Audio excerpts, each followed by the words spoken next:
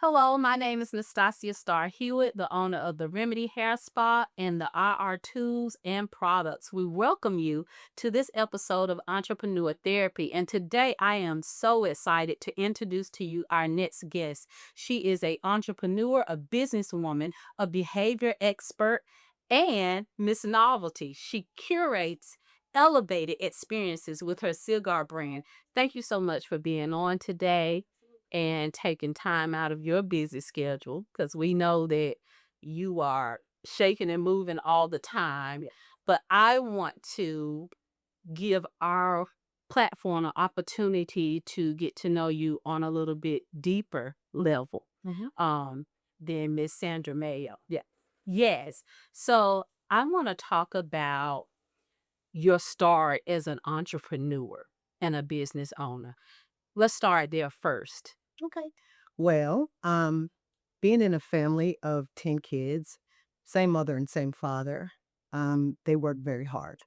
And they taught us what working hard means. And not only taught us, they showed us by their actions. My mother was a homemaker. She stayed at home to take care of us. And my father worked. And she taught us how to be a wife. She taught us, we were born girls, but she made us into women. Okay. In order to do that, I saw how she cooked for all 10 of us, how we had devotion every Saturday, how she provided the clothing for us, as my dad, of course, bought the money back. He just, of course, gave the check to my mom, and she provided the all the necessities of raising a Christian household, 10 kids, and that was very different from me, wearing skirts. None couldn't wear pants growing up. So I felt different, but I felt empowered. As a little girl, I saw what I couldn't have, and I was curious about that. Why can't I wear skirts? I have to wear my shorts up under my dress. In PE, when I saw all the other girls had the nice sneakers, and I had leotards because I had skirts. And my mother didn't want our panties to show because we are good Christian girls. Um, and I think that was where the thirst began. Okay. um, I understood what the traditional family was about, a father and a mother. And I was taught again, the father goes out to make the money and the mother, takes care of the children.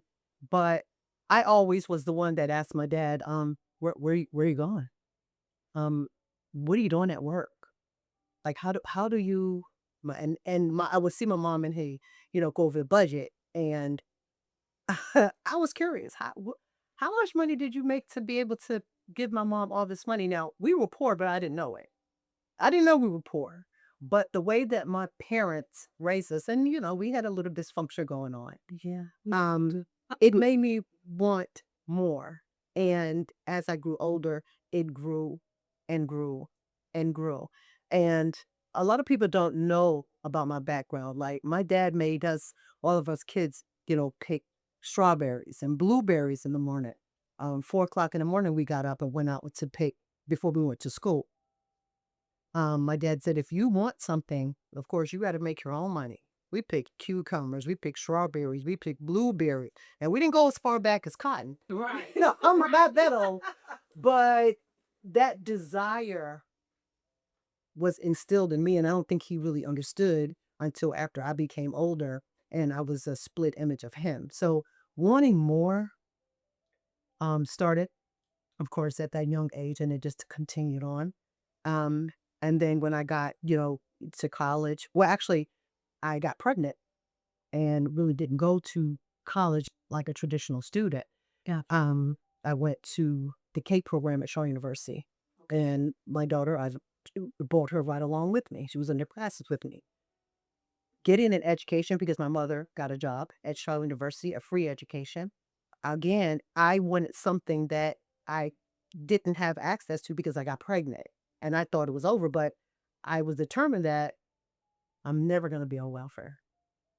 I will never, get was even though we had food stamps when I was little and I didn't have a problem with it. Again, I didn't know it was poor. Right. But growing up and seeing the girls have babies and they get on welfare and then that's the end, the glass ceiling is met, I was determined that that will not happen.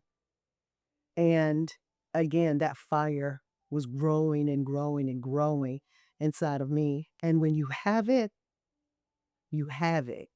I wanted it so bad and I still want it. I still want it. I want So that's the beginning of my entrepreneur journey. I love that. And what I take from what you said is that you already had a discipline, yes, that had already been instilled in you by your parents to not just want more, be willing to work for more. Work for. Now, I want to ask you another question. Do you think that that is something you born with, or is it something that you can become? I think it's both Okay. because all of my siblings, all nine of my siblings are entrepreneurs and they're successful. And they're successful in different areas based off of their understanding of what my parents gave, right? I look at my neighbor and of course, one one child household, a single parent, and she works a 9 to 5, but she wants, to have her own business as well. But it wasn't there from the beginning. She didn't grow up like we did. So it's based off of, in my opinion, your question was, are you born with it or is it acquired? I think it's both for me. Yeah, for me. I guess I got the double whammy there. I like it. I like it. And so the beautiful thing about you is that you do so many different things. And I think it's really important when you are, becoming an entrepreneur that you tap into all of your gifts and talents. And I feel like you have been able to do that. But I want you to first start with your first baby, which sounds like, and you correct me if I'm wrong, the behavior business that you have. How did you get there? So actually, my first entrepreneurship was the music industry. So We learned something be- every yeah, day. absolutely. Um, I got a job. First of all, I wanted to move away from North Carolina because it was nothing here. And I felt that I reached my plateau. So I moved to Atlanta. And of course, Atlanta is the mecca of entertainment. I absolutely love, love, love to the eighth power music. I love music. Music is my muse. And I felt that Atlanta was the place for me. So there was a job opening down there. And I like technology too. So I went to work. I got a job at Lucent Technologies in Atlanta. And, Atlanta's nightlife is just amazing. Yeah. And it was amazing 20 years. It was even more so amazing 20 years ago. It didn't have the years they have now, but yeah, it was fun. Yeah. And I was at a concert um, with Gangstar and Gangstar and Pete Rock. And Freddie Fox was one of the members of Gangstar, and they had a song together. And they performed, and Freddie Fox saw me in the crowd and got off stage, came and grabbed my hand, and said, "You're going to be working with me." Mhm. And from that day, when I tell you that the Bible says your gift makes room for you, your gift makes room for you. So he saw something out of all of those. The place was packed. Yes. He saw something. He saw a light in me. I didn't know this guy. Yeah, and just came off stage. Bodyguards came, cleared the way, and just came to me, grabbed my hand, and took me backstage and said, "Tell me about you." And 3 months later, I moved to New York, where I became his personal assistant. And Freddie Fox is the son of Lloyd Price. Lloyd Price on Personality, Walk with Personality back in the day. That was his son. So Lloyd Price was on tour and he toured with Patti LaBelle. He was back in that genre, back in the 50s or the 60s. And he was his son. So he toured around with Gangstar Pete Rock, Nas, for 6 years, and I toured with him. And him being an underground rapper, underground is not mainstream. Right. You have to fight even harder to get the monies, the recognition, the promotional budget. You have to fight, and I saw all of this. Yeah. Being his personal assistant and him being blackballed in the industry because he stood up for, I want my money. He didn't let the record labels take his money. Yes. So I had to climb an uphill battle and getting the endorsements for clothing, getting the recognition that he deserved because people were afraid of him because he was a rebel. So there again, that match is being lit. I can do it. Yeah, I can do it. And he didn't pay me for like the first 6 months. I had to eat what I killed. There was another match. I love that. So it came to a point where his career has stalled and the money really dried up. And I was like, oh my God, what am I going to do? Went to California. My brother said, come to California and let's work on some things. I did that. I did not like that. My mom said, I need help in her company. That was 25 years ago. So I came to work for her company, and that was, excuse me, an uphill battle as well. Her being recently divorced from my father after 30 years of marriage. And it was a terrible divorce. And well, actually, I went from New York, I went to work at IBM. My sister and I, we were business analysts, and I, got on really good, but I did not like punching a card because I felt like I was missing something. There again, that hunger, like, I felt stifled even though I was making, a lot of money. My mom would call me all the time and ask me to pay her bills. Back in the day, you don't have the right checks to you Yes. can't do it online. So she had a group home at the time, and her lights were all steadily getting turned off because she couldn't get off to go and pay the bill. So she would call my sister and I to, "Can you please go pay the bill?" So my sister and I looked at each other. You know what? We're gonna quit this job and we're gonna go work for my mother. I work 80 hours a week anyway, and my boss looked like Jesus. He just rolls out of the bed, white, Caucasian young guy. He was younger than me with the Jesus sandals on, and I'm like, I can't give you 8 hours a week when my mother, I could say my mother needs me.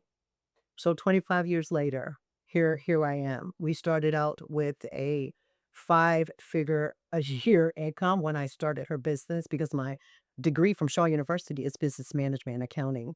Um, and then I went to DeVry, and then I went to North Carolina State. Again, the hunger to learn. I stopped going to school when I was 47, and I'm 55. So what the hunger was there.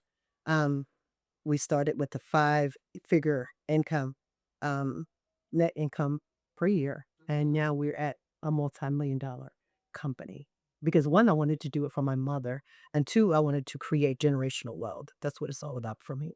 So I've been in behavior health now for 25 years, and our motto is, it's just not a business, it's a ministry. And I carried that over to my cigar business, actually to everything that I do. I have to be an immediate impact in order for me to get to the next, Mhm. if that makes sense. That makes a lot of sense. And you dropped a lot of jewels.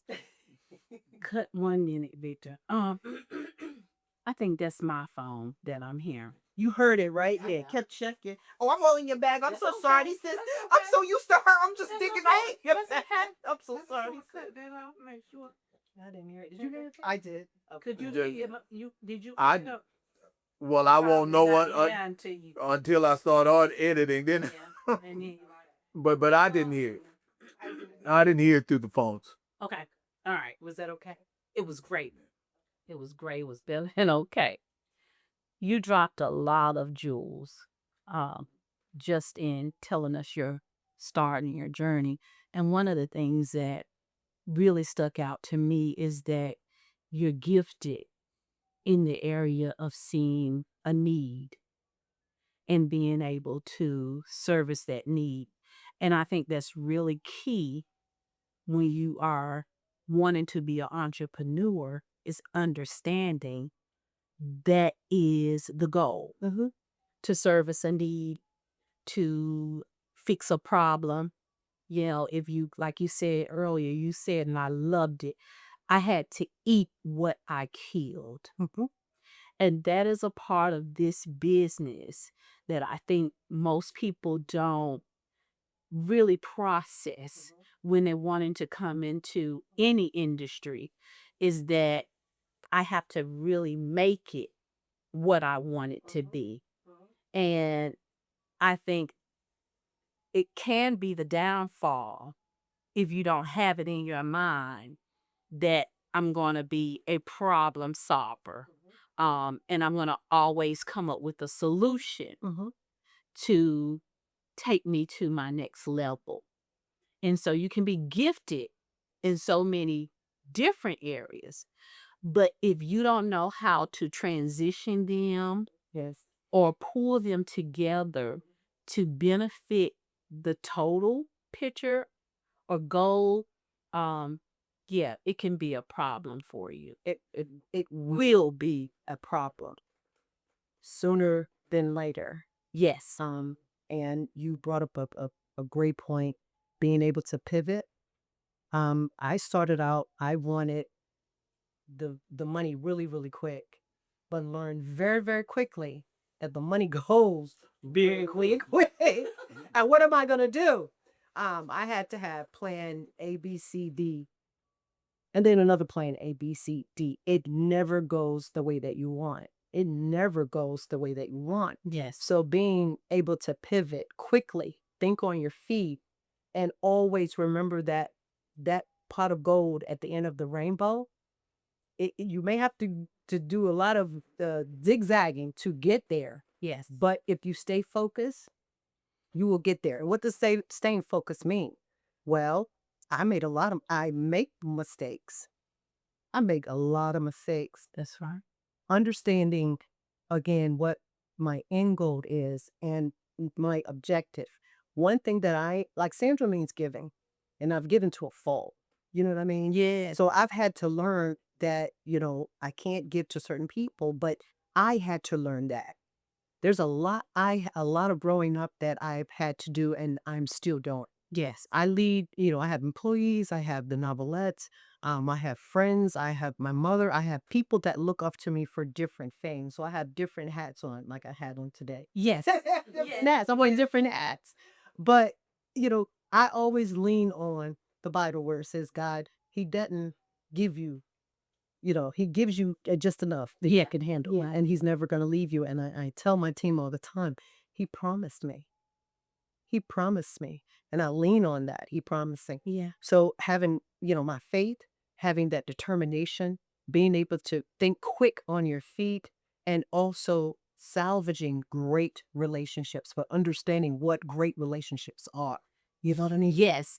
And I want to talk about that because you said something that I also believe, well, I will say personally, I know at certain points in my journey as a business owner, I have struggled, and that's learning when to hold them and when to fold them.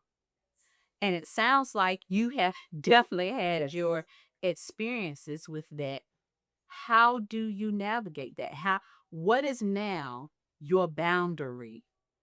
So knowing who I am and really being honest with myself, really being honest with myself, and it hurts my stomach sometimes because oftentimes, when I hire people in the behavioral health company, it's based off of need, Yes.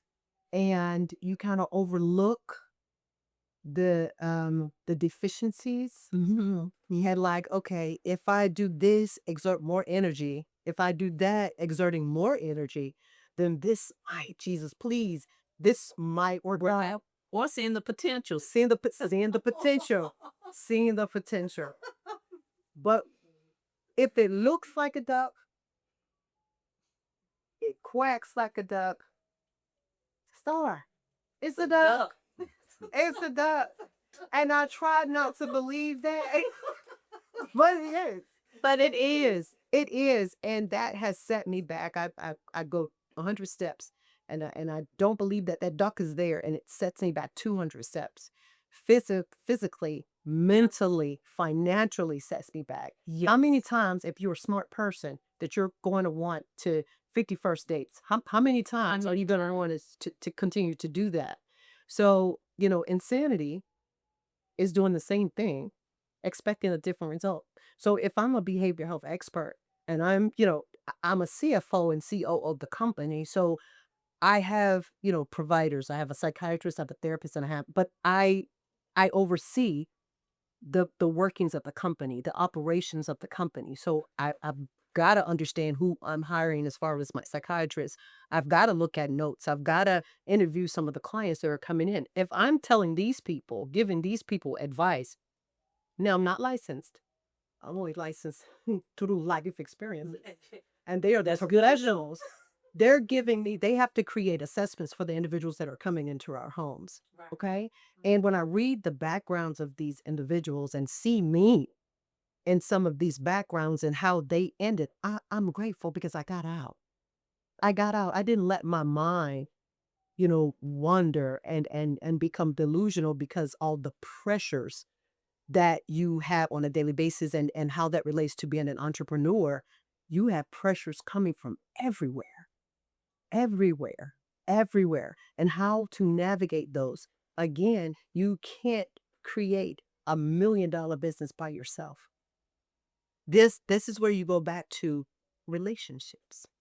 Relationships. I cherish relationships because my steps are guided on a daily basis. Whomever I meet, like I tell my people all day, I get up in the morning and I said, okay, God, what are we going to do today? How are we going to get blessed today? Or how can I be a blessing to someone else? You know what I mean? So it's a lot being an entrepreneur. The mental aspect of it is a lot, but in my opinion, understanding who you are and being honest with who you are. And my number one hashtag is just being kind to people. Yeah. He opens up a lot of doors, even when you don't want to be. And I'm still learning that. I'm still learning that. I have to be honest, but I know what it yields and I know what it does not. So my carnal flesh sometimes tells me, well, you were right. But my little angel on the side, well, you were right, but you just can't say anything about it right now. Wait, timing, why Wow. discipline? You just can't. And then he'll open up a space. Remember when I said about 15 minutes ago, he promised. Yeah. He Yeah. promised. And so when I get quiet, that's when I can hear. That's when I can hear. Away from all the noise, I can hear. And that's how I make my decisions based off of facts, not emotion, not need at this point. And that's how I keep my mind strong because I always keep my eyes on the prize, always. And I always want to take my people with me because I want to share that prize with my folks. Here. I love that. I love that. And wow, there's so much wisdom in you in your journey, and I appreciate you for sharing all of that. I want you to tell our viewers an entrepreneur myth, something that we've been led to believe to be true in the journey of entrepreneurship, but not so much. That is a very good question because I've got a Um, one of the myths is when you go and get your EIN and you go and get your North Carolina revenue number, you go and open up your bank account, you go and pay the deposit on your business, you market and advertise a little bit, the people are gonna come because of who you are. You're popular, the people are gonna come. No, No, no, you no. have a, 32,000 followers. Yeah, yeah. Yeah, yeah. No, never. No, that's not how that works. Because 31,000 probably hate your gut. They just want to see what you're doing, right? Yes. That's where the relationship comes in, and that's where the hard work comes in. You're nurturing the individuals that you're wanting to come and support you, but you also have to get out and go and support other people too. That That's right. takes time, that takes money, that takes planning, and that takes strategic planning. There you go. Also being able to listen. So the myth is, oh, I've got a lot of people, I'm popular, this business is going to be successful. Grand opening night, you've got a capacity in your brand new building of 300. You've got 250 people that come opening night. But 3 months later, yeah, where are they? Where'd they go? Well, the consistency, you pumping every day. You've been these people's friends, or you've been online and you've been doing this for the last year. What happened? That's where you have to pivot. If you continue to do the same thing and you see that it doesn't work, that's where the mental part comes in. The mental breakdown comes in. What did I do? Why don't they like me? Okay. So the devil comes to kill, to steal, and to destroy. And he's also the author of confusion. That's right. Okay. So again, it goes back to knowing who you are. So the myth is, it doesn't matter who you in your circle as an entrepreneur, that circle is very, very small. It truly It gets smaller and smaller as you grow. Mhm. And people don't support you until people support you. Or benefit from it. You're absolutely right. So the myth is, just because you're pretty, just because you're popular, just because you have a little money, that little money is gonna Run out. there it is. It's gonna run out. It's gonna run out. Oh, and then what do you do? Sure. Then what do you do? So the myth is just having everything perfect day one. And then you go by all the journaling that you've done for the last year to prepare, and then it goes left because it will. So nothing is ever consistent except yourself and your faith when you're an entrepreneur. Yes, Does that make sense? makes perfect sense to me. We're talking about pivoting. Mhm. And of course, like I said before, you do so many different things. Tell us how you moved to the Miss Novelty brand. It's the family business. Excuse me. The family owned business. My sister was a realtor and her husband was a builder. And I helped them too because again, yearning for knowledge of anything. I wanted to see where my niche was. And everywhere I was, it was me. And the one common denominator was me and talking to people. And I would always say, I really don't like people. I just can't because you can't trust them. They let you down.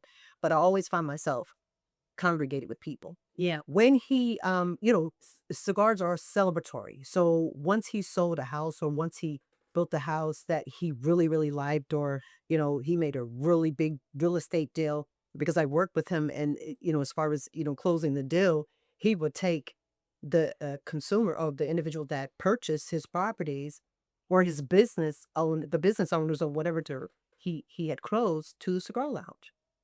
So my brother-in-law would take, and celebrate at the cigar lounge, and I would go with them. Okay. And we just when he was doing what he was doing, the people in the cigar lounge, I just started talking to them, and there were several people that I met that were like-minded, Okay. and in the cigar lounge, and I started to smoke cigars with them because we sat there so long, and it takes an average cigar, it takes you about 2 or 3 hours to smoke a cigar. So that gave you plenty of time. You've been a cosmetologist, a celebrity hairstylist, and that, excuse me. Um, if you met someone that was like-minded, that was on the same level as you had the same conversation, or they had a conversation that, oh, Star, you know what? We can go to Dubai and they enlightened you or enhanced. That's right. You're going to be interested. You're going to say, okay, if I met you or I met that person every single time I go to a cigar lounge, I think I want to hang out here more. Some people go hang out in the bars, to meet men. I started hanging out at cigar lounge just because I just want to talk to people and meet people. Again, I'm still trying to find my niche. Right. I was in the behavioral health, but that was my mom's thing, and I did it to glory and honor her. But I still want to find my niche, and I'm everywhere that I go. Yeah, and it's me that initiates or It's when I walk in the room that, they do come to the kitchen. They come to the But it is so it's like that aura as they come. So I just started talking, and I'm like, it's this little stick that connects all the dots. Yeah. So, I went to different places, different cigar lounges. And when you smoke a cigar, you check your title at the door. No one cares that you're a doctor. No one cares that you're an athlete. The only thing that matters is the stick, and that's the common denominator that you have. Yes. So once you talk about the stick, the wall goes down because celebrity hairstylist, okay, we have something in common.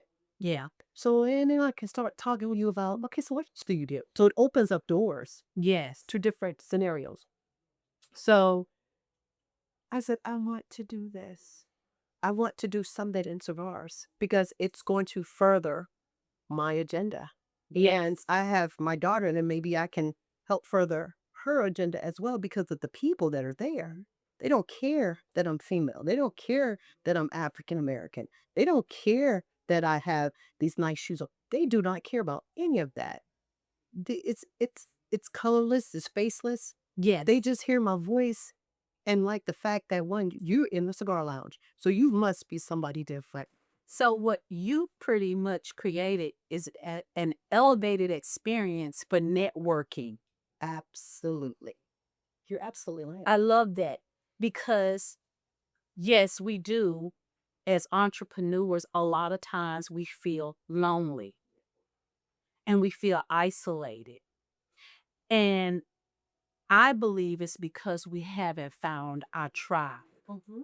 We haven't found the people that are having the same experiences, that have gone through the same things, or have gone through more, where they can teach us Mhm. how to take what we have to the next level. And I love what you said earlier that in this conversation when you talked about you can't build $1 million brand on your own. And so some of the things that I think people forget that also comes with one conversation. One conversation can expand your mind, your vision, your opportunity to connect with a business partner, perhaps. Mhm. And that is the way that you become not so much lonely. Listen, So I like when you said that and you talked about, how you felt lonely, but your spirit said we have to connect. Because you said, I don't know, I'm not really a people's person and I don't mind people. I don't been through too much with people. And I can identify with that because you get to a point where you say, I'm better off putting up my walls and staying in a box rather than let you keep poking at me Mhm. because I don't want to become somebody that I'm not. Yes. Yes. Or that I'm not designed to be. So I love what you have done. You decided I'm going to take matters into my own hands and I'm going to create an environment that I need for myself in my personal elevation. Mhm. That's beautiful. I love smoking cigars. I love learning about cigars. I love the intricacy of cigars. I love the delicacy of cigars. I love the luxury that it brings. Yes. And it all came from us. It came from tobacco. It came from way back, with our ancestors, how tobacco is so spiritual and how they not so much worship tobacco. I know but it's sacred because it came from the ground. Now, this is a fun fact.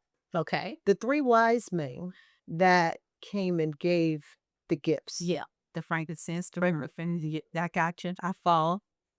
Well, tobacco was one of them. Tobacco was one of them. Mhm. The spirituality of tobacco, I see it within the conversations that I have with people, and it enhance that goodness that I had inside of me because I impart knowledge. I talk about soils. I talk about the different regions where tobacco can grow. I talk about the fact that everyone says, "Oh, I love Cuban cigars." Well, all cigars are Cuban. They originate from Cuban seed. The seeds is migrated across the world, and it planted itself. It landed in soil that it could be fertilized and grown. So that's how we have a plethora of different regions. We had seven uh, a long time ago, just seven regions that specifically grew good tobacco because the different types of soil that the seeds migrated to. And because of the minerals in the different soils, you got in Honduras, you have the volcanic soils, you have the Brazilian soils, you have the Jamaican soils, the Nicaraguan, the Dominican. You see, I get really excited about that. I'm still really excited about talking about that because then it's intriguing to people. Yes. And so when you educate, which is what I tell my team, we educate and we elevate. It's an opportunity to teach each one, teach one. Yeah. And that's what it's all about. And I do it because someone did it for me. How did we get here? That's right. How did we just us? Someone poured into us, educated us, gave us an opportunity, And here we are. and here we are. Here we are. But the beautiful thing about it is we took the opportunity and made more out of it. We absolutely did. Yeah. When I met you, I didn't know that you were going to be doing my hair. I didn't know that you were going to leave me here because she and I have been talking about we got to get with that group of people. And when we were just walking in here, I said, "Well, she's that group of people. She's that group of people." And when we talk about how you and I, our relationship got us here, it was about respect. That's right. It was about support. It was about professionalism, respecting your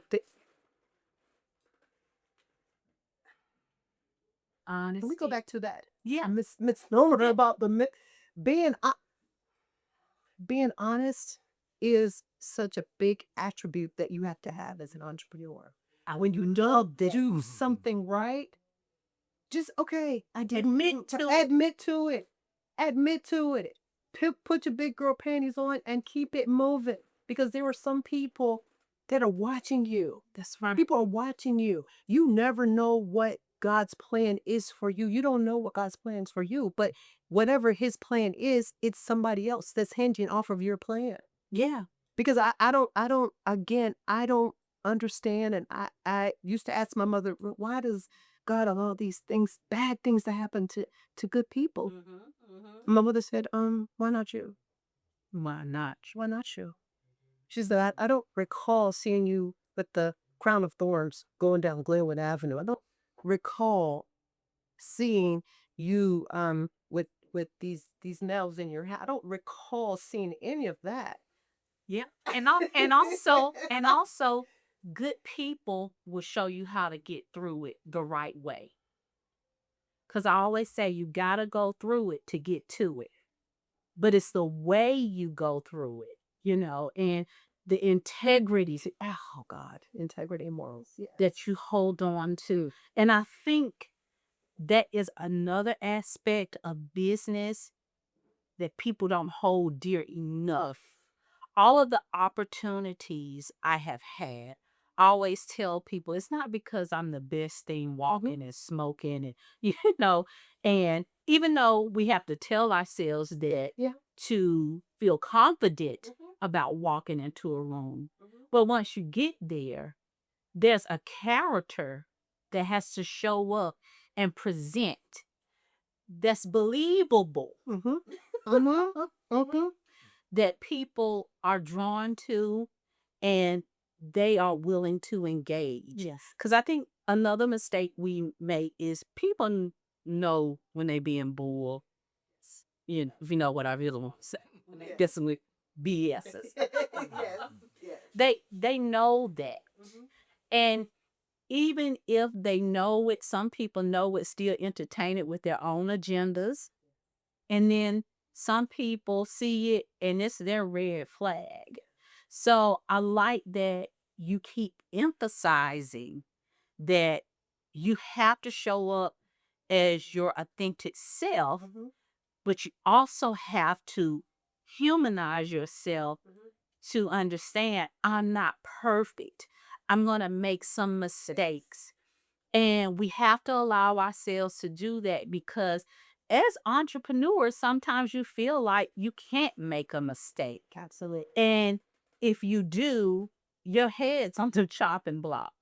But if we've looked at most people who go through things, if they recover in a way that's sincere, Mhm. they typically end up getting back on top of their games in some way. And so I like this conversation so much. And what I want you to tell our viewers, I want you to speak to the entrepreneur that is doing just that. They are being hard on themselves. They are not able to face what appears to be a failure. Mhm. So I always reference my mother because I just absolutely love her. When I grow up, I want to be just like her. I'm going to say to that entrepreneur that are going through trials and tribulations that are quote unquote in their eyes at their wits end. The money is dry. I don't see any way out. But you have been good to people. You have done good business. I'm going to leave them with this. My mother used to tell me when I would be at my lowest, when I just have, I don't know, Lord, what am I going to do? Oh my God, what am I going to do?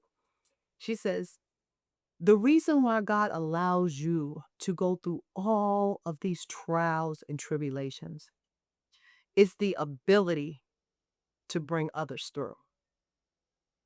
The ability to bring others through is very, very, very important because, again, Rome wasn't built in a day, nor was it built by one person. It wasn't built in a day, nor was it built by one person. And he's going to send someone your way to show you and to guide you or to just listen. Because, you know, your burden is not easy, and your path is really really really really long as an entrepreneur. But if you are true to yourself and you're honest with yourself, keep going, because there are people that he has lined up specifically for you to help bring you through. Amen. Amen. Miss Sandra Mayo, everybody, a class act. Tell them where they can find you, where they can celebrate with you. Absolutely. So you can find me on Instagram at Miss Novelty Experience, and also Novelty Cigar Bar. And I do have a website, noveltycigarbar.com. And I also wanted to, shameless pub, my nonprofit, which is called Sandra's Giving Heart. And what it is um, I advocate for sex trafficking survivors as well as victims, Wow. to help them to acquire resources, to help them acquire housing, financial literacy, and mental health. So I provide resources for those individuals. Specifically, the sex trafficking is wide, is very broad. It hits everyone. But 40% of all sex trafficking victims are brown and black girls between the age of 9 and 17. 40%. Wow. So I see that a lot in my business. I see that a lot, and I also see the what happens to the families of sex trafficking victims, those that have been found and those that are still lost out there. So advocacy goes around the entire family. A mother whose 9-year old got snatched, a father. What happens to the father? The mental trauma that he endures as a result of, I could not protect my little girl, and she's getting ravished by these men every night. The trauma that they go through. People don't talk about that a lot. People don't know that it's our brown and black girls that are being snatched on a daily basis. And I'm here to provide advocacy and to go and find them if I have to, because I've seen it firsthand, and it is something that is awful. It is absolutely horrific. So as more the again, I have a website, Sandra's Giving Heart, for my nonprofit. You can go there.